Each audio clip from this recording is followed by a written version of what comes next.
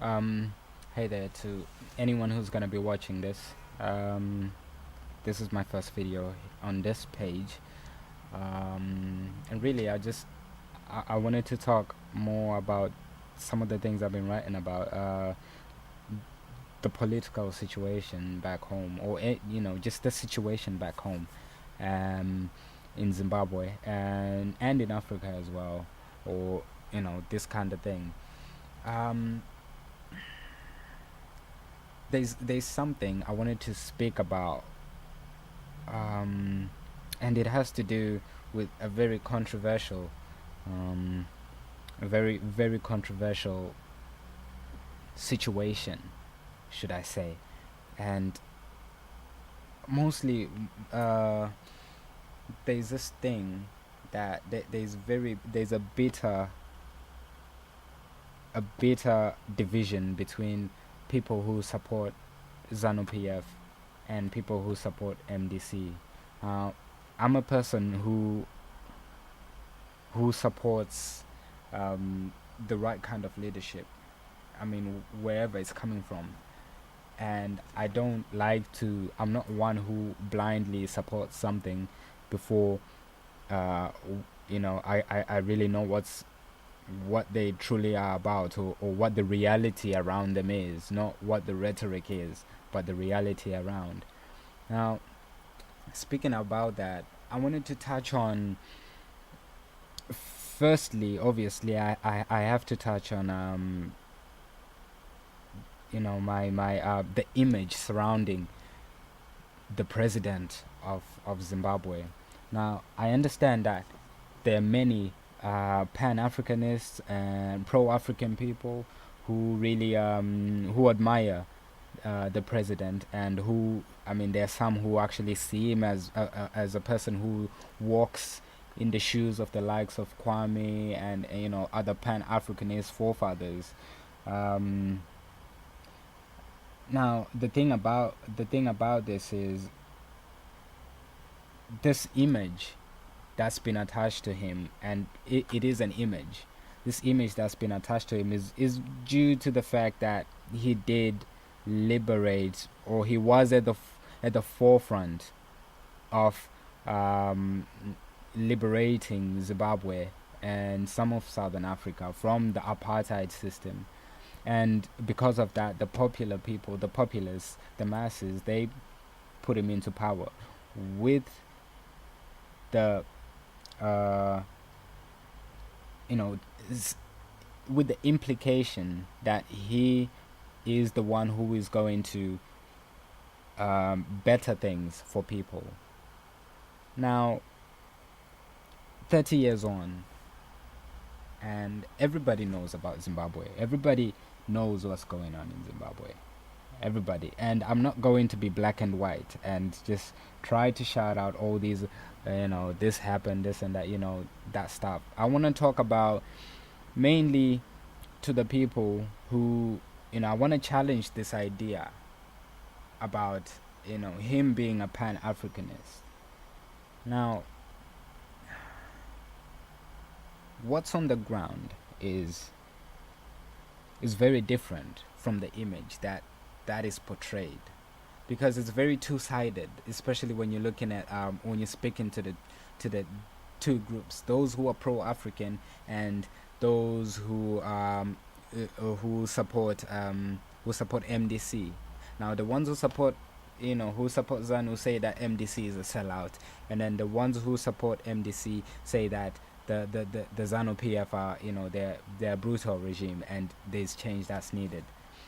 Uh, for the Pan Africanists who consider the president as someone who is a deliverer, I mean, I cannot fight that. I cannot fight that, because he did take us out of that situation. But the thing about it is, you know,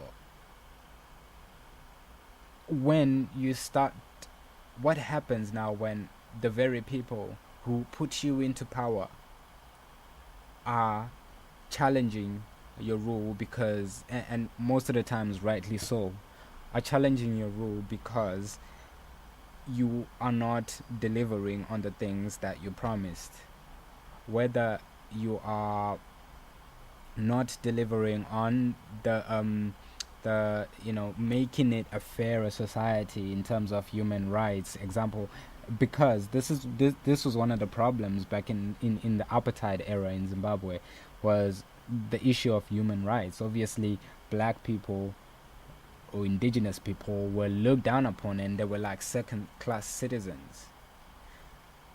Now,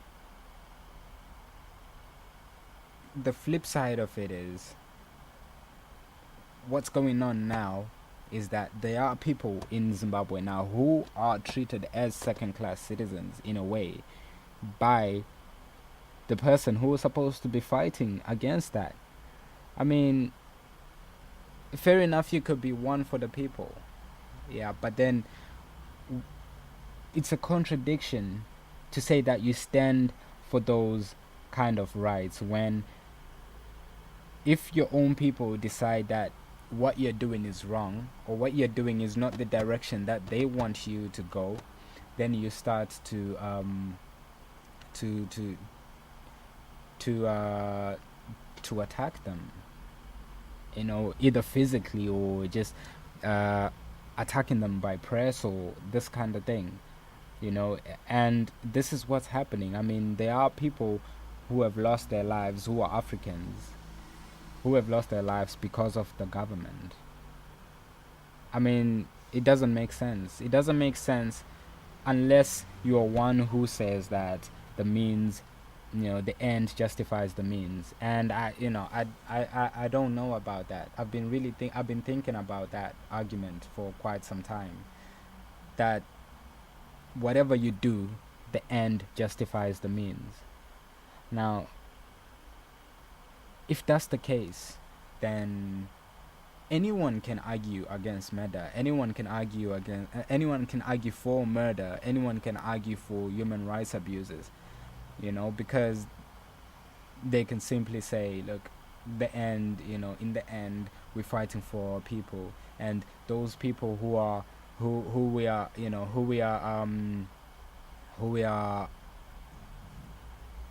taking care of, or who we are casting out, either violently or not, those people are sellouts, so they deserve to be punished this way. Now, to the people who support that kind of leadership and choose to turn a blind eye, they are basically supporting that. They're basically supporting that. Anybody who speaks out against these kind of injustices and so forth, they are sellouts and they need to be punished. I mean, isn't the colonial era past?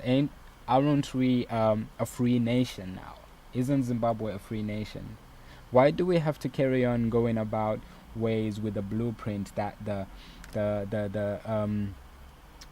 pre-colonial fighters used to get into power? That's no longer the situation. We can't keep going back to the same argument that everybody that for example, the whole the land distribution thing. I mean, I am a person who believes that justice needs to be implemented, and this as well is to do with the whole land reform issue, because I think that it should be balanced. I think that 80% to 20% is not fair.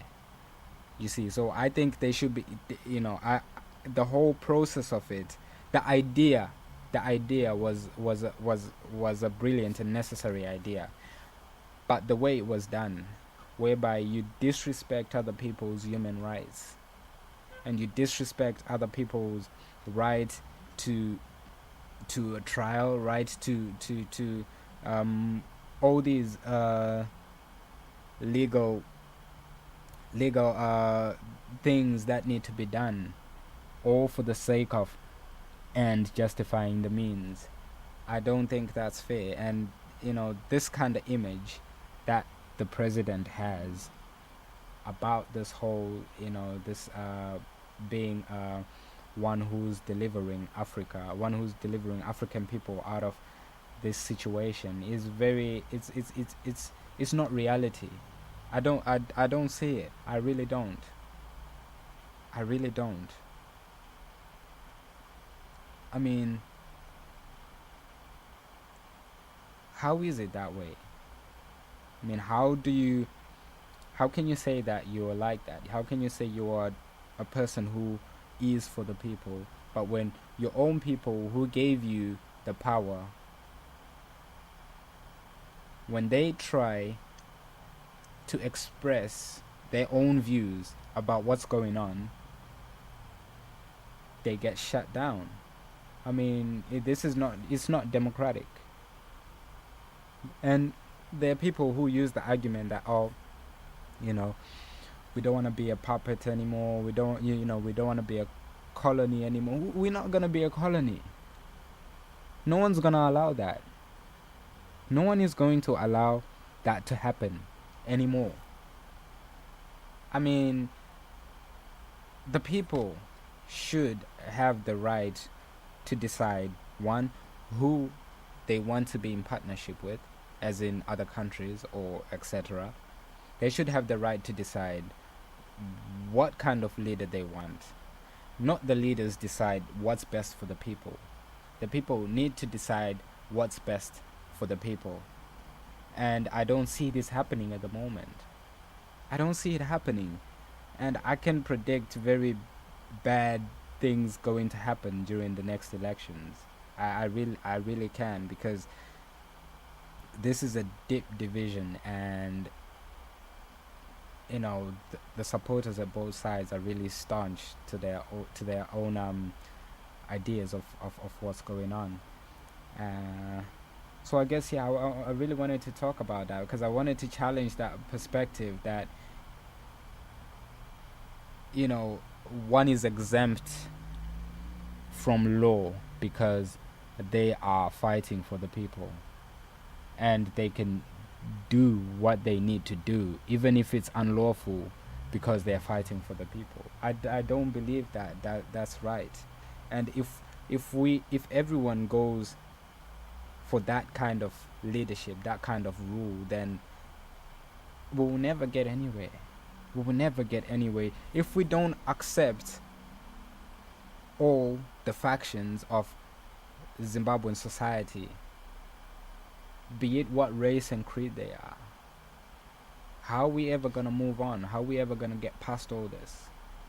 Now what's happening is that a lot of anger is being directed to the white Zimbabweans, or to this kind of stuff. Now, I mean, I wasn't there when there was apartheid. I don't know much about what happened there. All I know is what my parents told me. But I know enough to know that nobody chooses the situation they're in. Nobody chooses that.